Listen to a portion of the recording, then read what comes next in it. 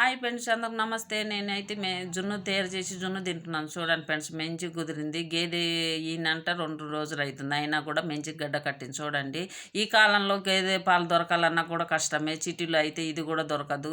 ఎందుకంటే ఎక్కువ ప్యాకెట్ పాలు కొని టీలు చేస్తూ ఉంటారు అన్నట్టుగా. మా అక్క 1/2 లీటర్ పాలు ఇచ్చింది. దాన్ని జున్ను తయారు చేద్దామని షేర్ చేస్తున్నాను. కొద్ది తగినంత మిరియాలు, తగినంత ఆలకాయల పొడి, కొంచెం బెల్లం, కొంచెం చక్కెర ఇవన్నీ వేసి కలగలపాలన్నట్టుగా ఒక గిన్నెలో నీళ్ళు పోసి, ఆ గిన్నెలో ఈ గిన్నె అది నీళ్ళు పోసి ఈ గిన్నె మధ్యలో వేసి మూతేసి, మళ్ళీ పైన ఒక మూతేసి ఇంకా పొయ్యి మీద పెడితే అదే ఉడుకుద్ది అన్నట్టుగా. నీవు ఈరోజు శనివారం రోజు కాబట్టి నీవు ఒక పొద్దున్నగా జున్ను తయారు చేసుకొని తినమని ఇచ్చింది అన్నట్టుగా. మంచి గడ్డ కట్టింది. చూడండి ఫ్రెండ్స్, ఎందుకంటే నేను జున్ను పాలు తయారు చేయకుండా చాలా రోజులైంది. చిన్నప్పుడు మా అమ్మ చేసి ఇచ్చేది అన్నట్టుగా. ఇప్పుడు చాలా రోజులైంది. మా జున్ను అయితే ఇలా